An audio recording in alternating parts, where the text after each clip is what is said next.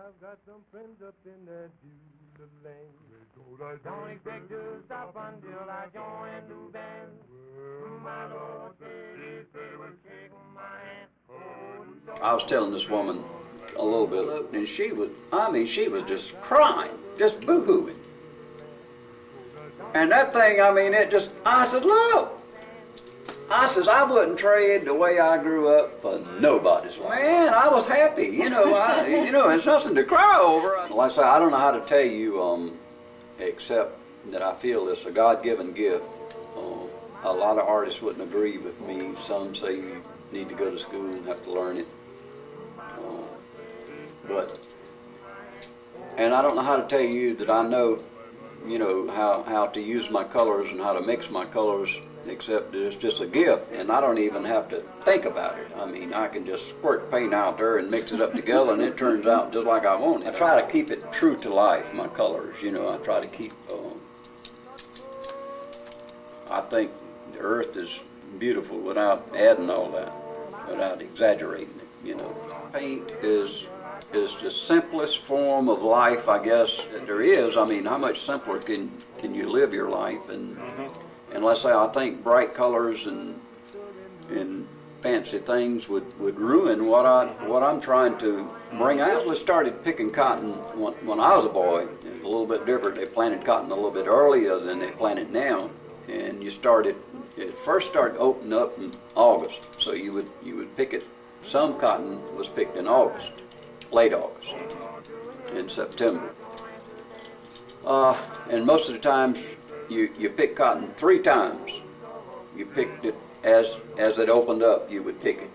And of course they would pick it the last time around Christmas or sometime after Christmas. And then they would go in and all of it would be open. It was going to really have to know how to pick it. And if you just ram your hand down there on the burr, yeah, it's going to stick you. But you learn how to grab the cotton behind it. You go over the burr, grab the cotton itself, and pull, and your hands never really touch it. Once you learn how to pick it, and of course I guess your hands get toughened to working in the fields anyway. It never was a problem to me, it never did bother my hands. When I was a little boy, my mama back then didn't have babysitters. Everybody took their babies to the field with them. And what you would do, out on the end of the road, you'd go to the ditch bank and you'd find we call them chainberry trees, but I think they say they're supposed to be chinaberry trees. They'd carry a cotton sheet or something and spread it on the ground. You'd stick those chainberry trees up, and you'd take all the babies and the children and put them on that cotton sheet, and that would make shade for them. They wouldn't be out in the hot sun.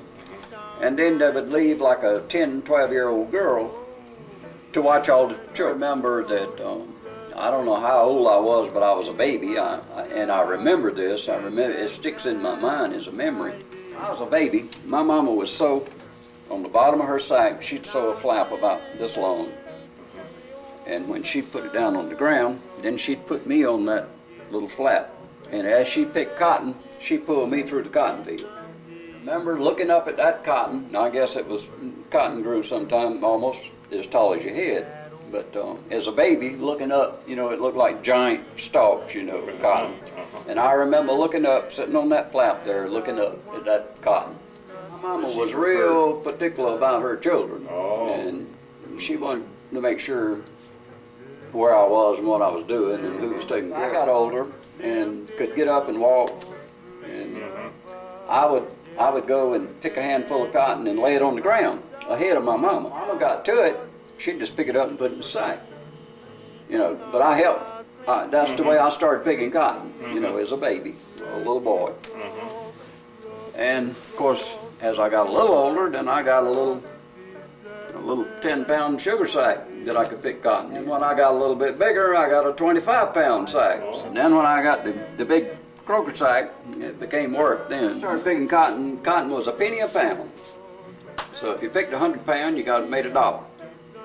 And it was most people, lots of people, I wouldn't say most, but a lot of people couldn't pick 100 pound a day. Adults couldn't pick 100 pound.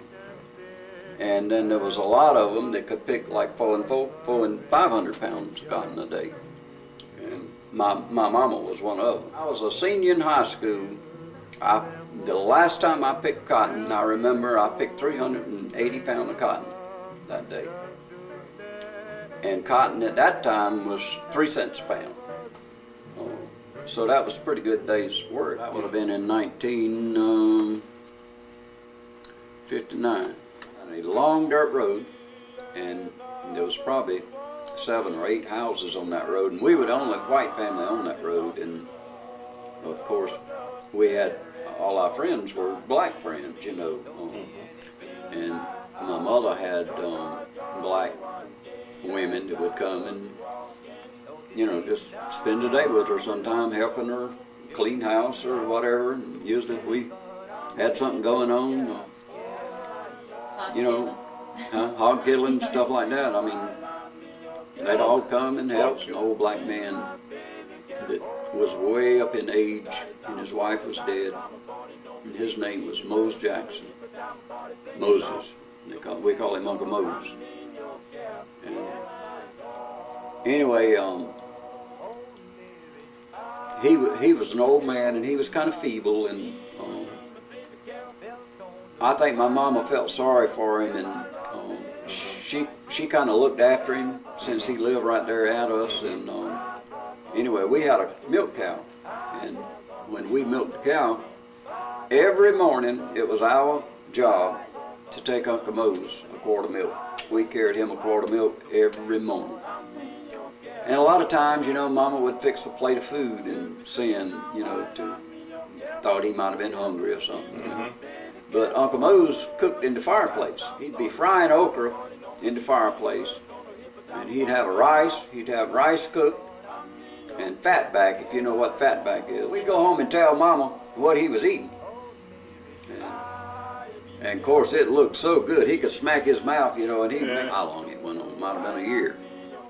One morning we got up, and guess what was on the table?